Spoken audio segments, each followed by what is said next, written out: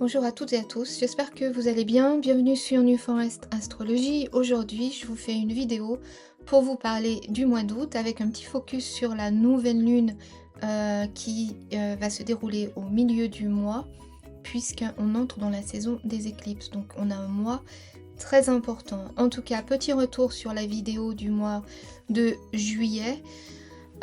Voilà, comme annoncé, donc on a vécu un moment, un tournant. On prend une direction et on peut dire donc que juillet, a tenu ses promesses.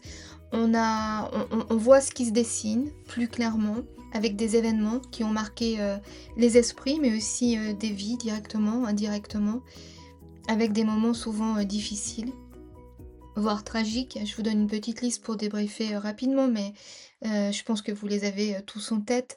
Juillet a été évidemment le théâtre de décisions politiques, lourdes de conséquences, mais aussi d'incendies meurtriers, d'attentats, de débats, de législation autour des questions de fin de vie, en particulier de lois sur l'euthanasie. On fait donc un pas de plus, sur ce chemin du transhumanisme et avec une, ça c'est on a Pluton en Verseau.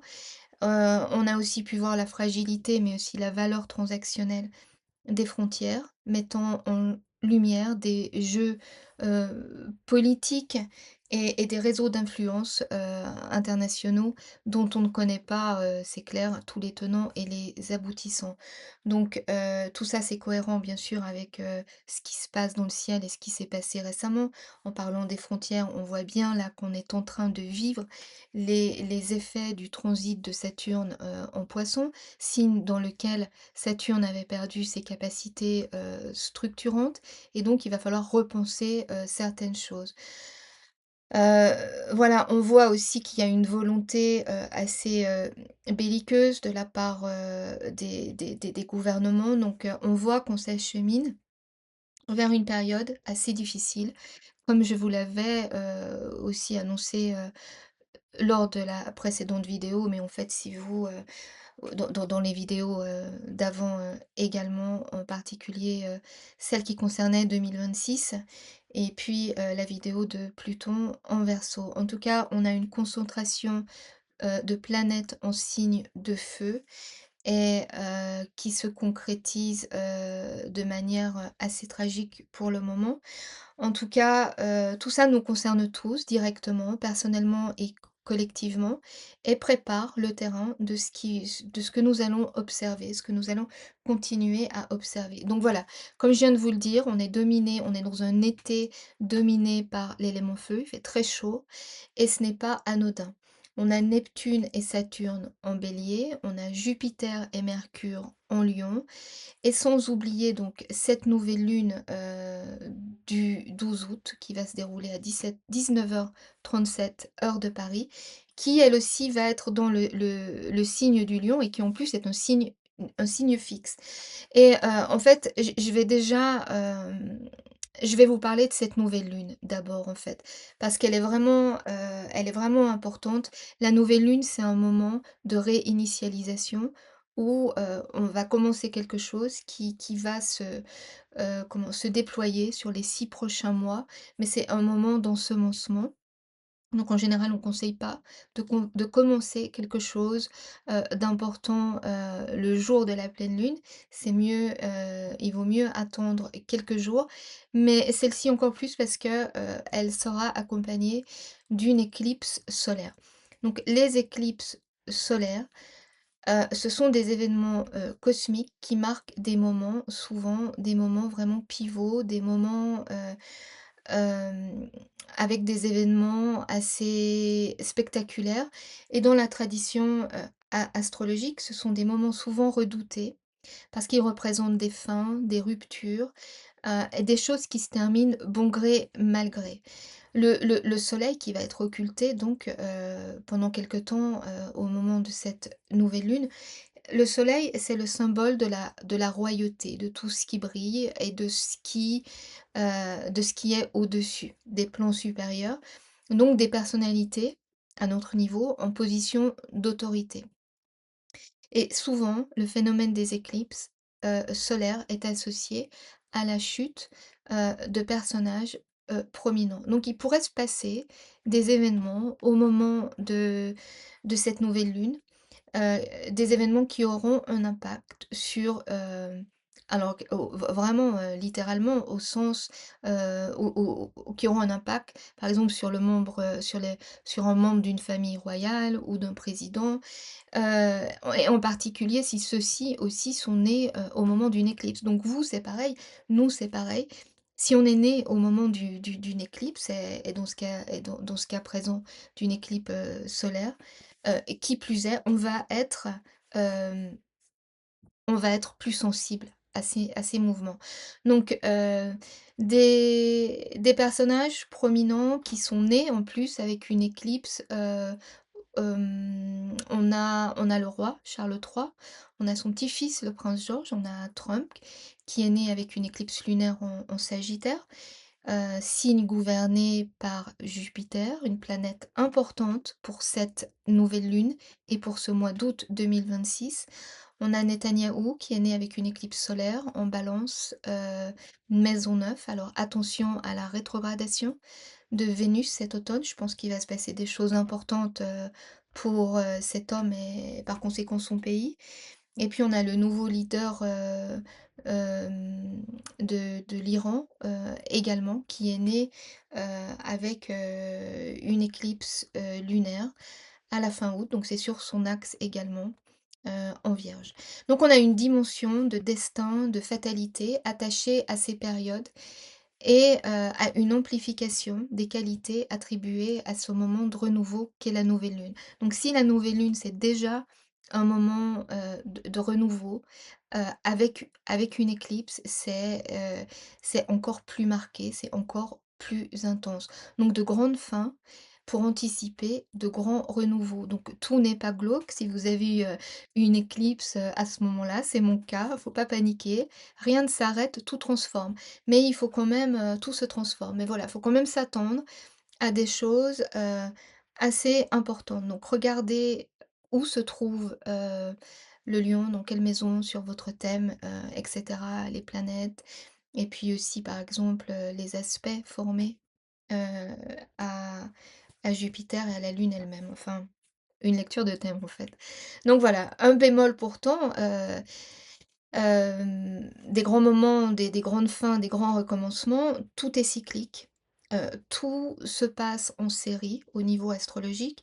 Donc là, c'est la première éclipse qui va se faire dans le signe du Lion sur cet axe Lion-Verseau et les éclipses vont s'échelonner jusqu'à l'été prochain. Donc ça va être la première de la série.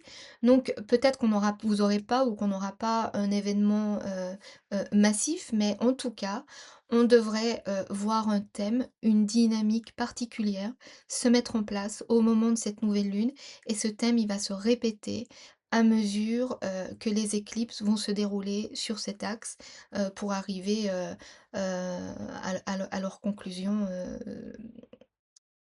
d'ici, d'ici l'été prochain. Voilà, les éclipses se répètent sur le même axe à peu près tous les 18 ans, et demi environ.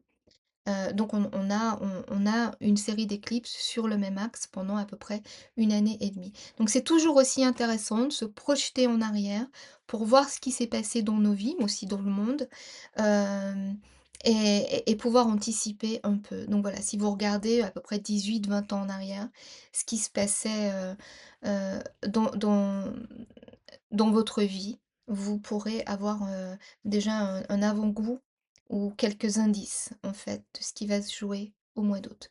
Donc le lion est un signe actif, masculin, c'est un signe fixe, régi par le soleil, donc on l'a compris, naturellement associé à l'élément feu. Il marque le cœur de l'été, donc le moment où la chaleur atteint son apogée, où le soleil illumine, le ciel, la terre, les corps, les consciences et c'est naturellement que ce signe évoque donc le charisme, la visibilité, l'expression de soi, la mise en lumière, la vocation. Et avec le lion, dans le lion, c'est difficile de rester dans l'ombre. En général, ce sont des zones, les secteurs attachés au signe du lion, donc les maisons, ça va être des maisons qui vont être assez visibles. dans dans nos thèmes, dans nos vies. Ce qui est caché donc est mis sur le devant de la scène, ce qui était discret est visible et ce qui était contenu peut soudain prendre toute la place. Donc mais le lion, ne parle pas seulement de spectacle ou de mise en avant, il nous invite aussi à être pleinement nous-mêmes, à rayonner plutôt qu'à simplement briller, à guider sans dominer et à montrer notre force sans perdre notre noblesse intérieure. Donc le travail du lion, c'est l'alignement, c'est être fidèle à ses valeurs, agir avec courage et faire rayonner une forme, d'autorité juste, protectrice et consciente. Donc c'est pas facile parce qu'on peut aussi tomber, dans trop d'ego, trop d'orgueil, trop de, heu, voilà, de vouloir être vu en fait, mais voilà, donc c'est pas un hasard, on comprend pourquoi le lion est associé, à la royauté dans ce qu'elle a de plus noble, hein, le feu, ce qui rayonne, l'or, voilà, c'est le système de correspondance. Et le lion est aussi, associé à la joie, aux enfants, parce que quand on est aligné avec soi-même, heu, quand on fait ce qui est bon pour nous, ce qui est aligné, eh bien on est dans la joie, on rayonne en fait. C'est pour ça que c'est, connais-toi toi-même. C'est peut-être la chose la plus importante qu'on puisse faire. Donc voilà, dans ce contexte, revenons à nos moutons du mois d'août. Dans ce contexte, tout indique une période, donc d'intensité, de visibilité, de tension, mais aussi de révélation. Le feu ça brûle, hein, on n'est pas dans la tiédeur, on va voir les choses s'accélérer, être exposées et puis le feu pardon, force aussi les prises de conscience. Donc, cette nouvelle lune en Lion, elle est importante parce que, elle est accompagnée d'une éclipse, mais elle a aussi, des planètes qui vont l'accompagner, qui sont notables. Notamment, on a Jupiter, le grand bénéfique, qui lui symbolise l'optimisme, la chance, l'abondance. Jupiter, c'est aussi celui qui écrit les lois. C'est celui qui régit la maison neuve, par exemple, la maison de l'édition, des publications, mais aussi des lois, cosmiques, des lois qui régissent l'univers. Donc Jupiter, il va être en lien avec la spiritualité, la philosophie. Le côté plus sombre, disons, c'est un côté peut-être un peu mégalo, un peu colérique aussi et en Lion, on pourrait entendre des rugissements plutôt que des clameurs et en parlant de clameurs, on a Mercure à 5 degrés en Lion, également au moment de cette nouvelle lune, donc il se rapproche de Jupiter qui lui est à 9 degrés et justement Mercure, la planète de la communication, de l'information, hem va venir prêter sa voix ou son stylo ou peut-être les 2 d'ailleurs, à Jupiter, le grandiose. Autrement dit, ici, tout ce qui va se jouer ne va pas rester discret, ne va pas rester caché. Hem, on est loin de l'ombre des alcôves, si vous voulez. Malgré un moment d'obscurité, il y a, on a quand même une notion, hem, de quelque chose qui s'exprime assez, visiblement. Voilà. Cela donc voilà, on va dire les choses, on va les diffuser et tout ça, ça va prendre de l'ampleur avec, l'influence de Jupiter qui agrandit, qui magnifie et ce sera donc un moment, cette nouvelle lune pour redéfinir des plans d'action avec une vision et une compréhension aussi plus élargie. Heu, Mercure, c'est aussi l'intellect, c'est aussi la logique. Le tout dans une sur une approche basée plus sur, la rationalité, l'intelligence, que sur l'émotionnel et l'impulsif. En tout cas, attention parce qu'on pourrait toutefois, voir des esprits, s'échauffer. On est dans un signe fixe, donc on va avoir tendance à camper sur nos positions.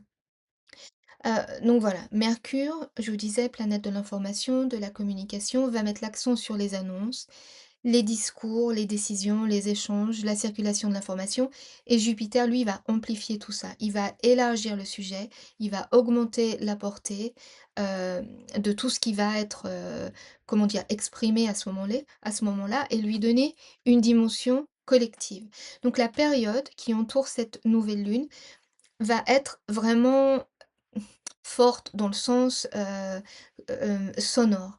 fortement médiatisés et parfois même de façon, spectaculaire. On pourrait peut-être dire dans la façon dont les événements seront racontés, interprétés, et commentés.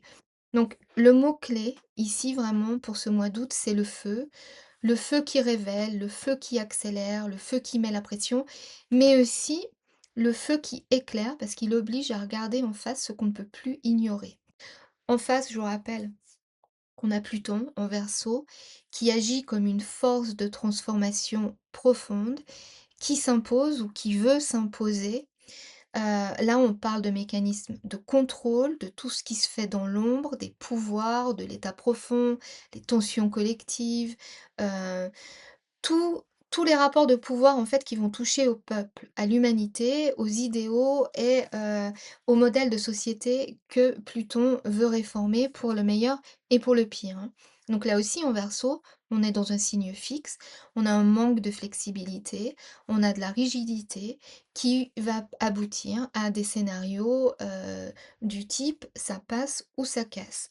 Donc ce qui se joue aussi pendant ce transit de Jupiter en Lion, si on met ça dans une perspective plus large sur l'année, ce qui se joue pendant ce transit de Jupiter en Lion, c'est absolument crucial. On a là une fenêtre d'action, un moment où on va pouvoir avoir plus de latitude, plus de force, plus de voix pour répondre à ces forces de contrôle qui sont en opposition.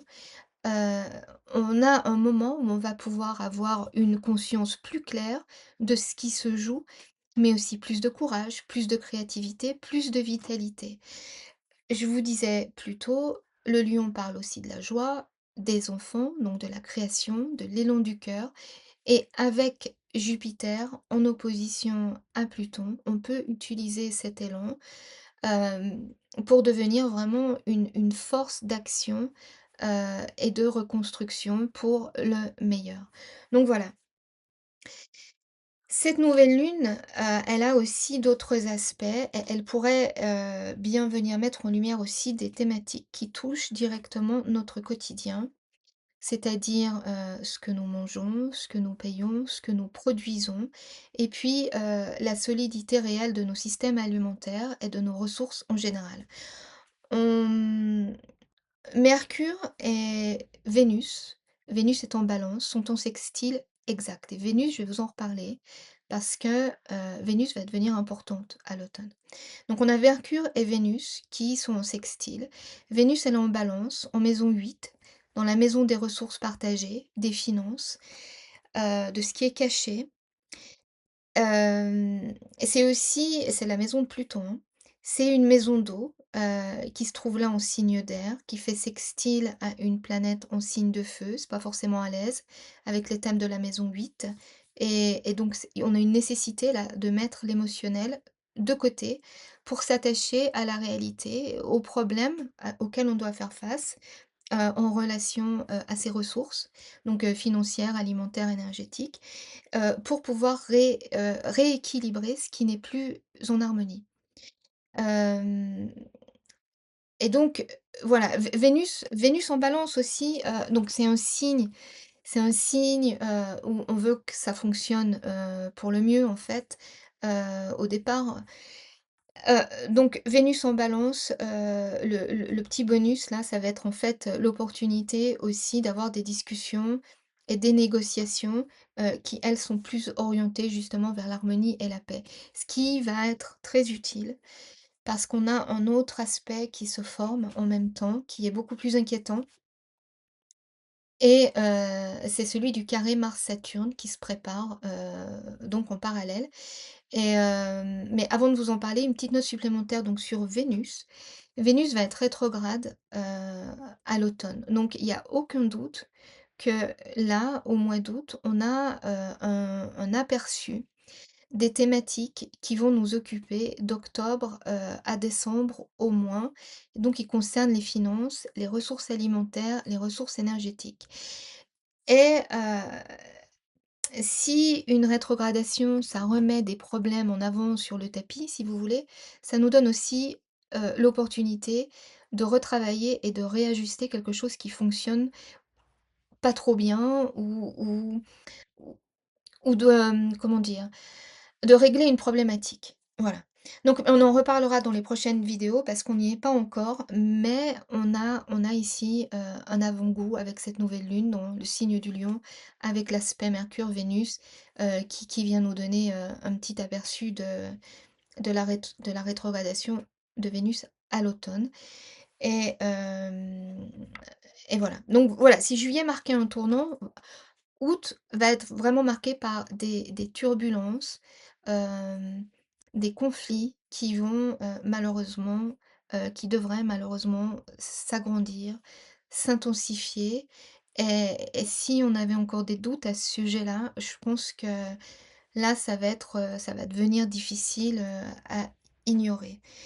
D'ailleurs, le prochain contact de la Lune, aussi va être avec, Vénus, donc on va voir là ces questions d'approvisionnement, au niveau des ressources qui vont être réactivées, avec, peut-être des augmentations encore de tarifs, d'inflation, pression, une pression grandissante sur les marchés. En tout cas, voilà, on va devoir parler de ces thématiques, là. Les médias aussi, je parlais des médias tout à l'heure qui allaient, qui allaient monter en force et peut-être, ici, qui vont peut-être mettre ça en avant, heu, les pénuries, les hausses de prix et rendre un peu, instiller une espèce de nervosité au sein de l'opinion, publique. Donc voilà, on a des tensions bien réelles en perspective, mais aussi heu, on a une amplification des enjeux, des risques très fortes à des fins de contrôle et de manipulation et je pense que ça, c'est quelque chose qu'il faut vraiment qu'on garde en tête pour justement pas paniquer, pour rationaliser et pour agir, de manière, efficace et et constructive. Pluton est aussi en opposition, enfin Mercure est en opposition à Pluton sur, le thème de la nouvelle lune. Donc les risques de contrôle de narrative à des fins de manipulation, c'est assez clair. Et je vous en avais également parlé lors de vidéos précédentes. On a le transit, d'Uranus en Gémeaux, qui nous invite à repenser la façon dont nous obtenons nos informations. Alors je souris, c'est pas parce que c'est marrant ce qui se passe, c'est juste parce que, il y a beaucoup de choses, et qui sont en train de on a des transits vraiment importants cette année, mais on peut pas prendre, vraiment on peut rien prendre en isolation. Donc je vous parle de Vénus, après de Mars, après d'Uranus, mais tout est lié en fait. Donc, Uranus en Gémeaux, on a, on a les thématiques de l'information qui doivent être repensées, également, qui vont être vraiment chamboulées, qui vont être vécues d'une manière nouvelle. En tout cas, je pense que il y a peu de doute sur le fait que les événements à venir vont nous donner des occasions, mais aussi peut-être nous forcer à mettre ça en pratique. Le fait qu'il faut, il faudrait être, il faut faire preuve de plus d'intelligence, d'esprit critique et de discernement, avec les informations qu'on nous distille ou qu'on nous bombarde même avec. Voilà et là, on entre dans une zone hautement sensible parce que Mars, c'est l'action, la tension, la rupture et en Cancer, on parle, du foyer, de la nation, on parle de la terre, de l'agriculture, de la nourriture, puisque le cancer est un signe régi par la lune, qui est le principe nourricier par excellence. Et puis, on va parler aussi de sécurité nationale, puisque le cancer a pour vocation de protéger.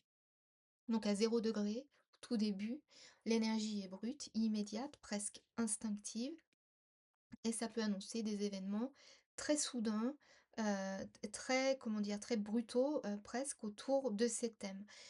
Et ce qui se passe avec cette entrée de Mars, en Cancer, hem, c'est aussi, qu'on a un carré qui se forme à Saturne. Ce carré avec Saturne, il va être exact le 31 août, à la fin du mois et là, ce sera juste après la seconde éclipse du mois qui sera une éclipse lunaire et qui, elle, sera un moment de prise de conscience.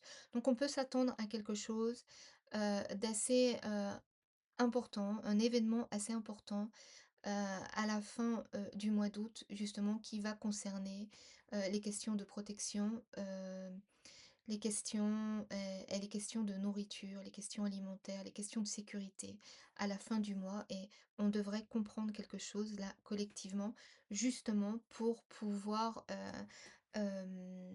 prendre les mesures nécessaires et on reparlera de Mars aussi plus tard parce que Mars va aussi être très important dans les mois, qui arrivent.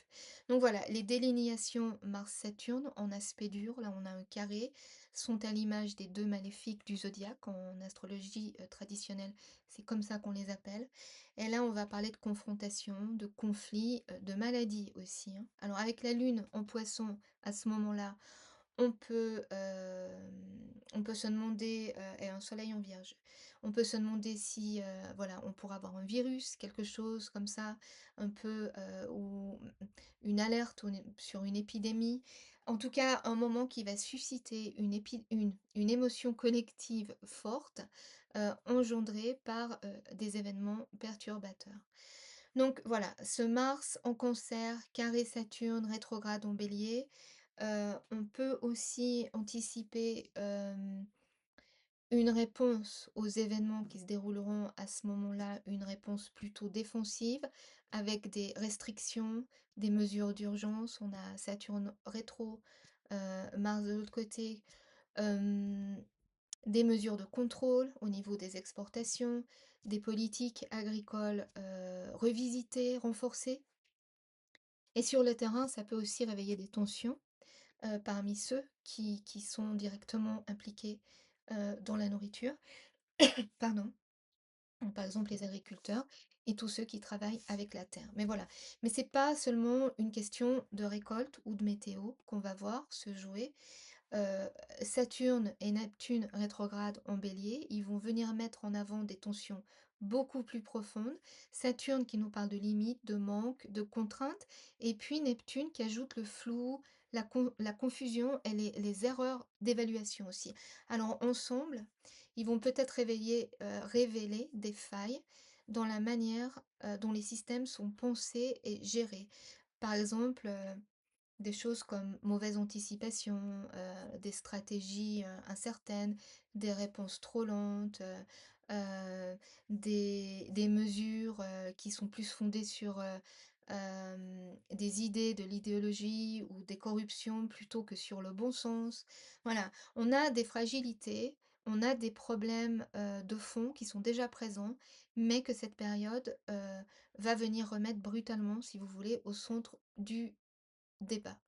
Uranus en Gémeaux, on en parlait, plus tôt, ici le message, s'affine, hein, c'est en sextile avec Mercure.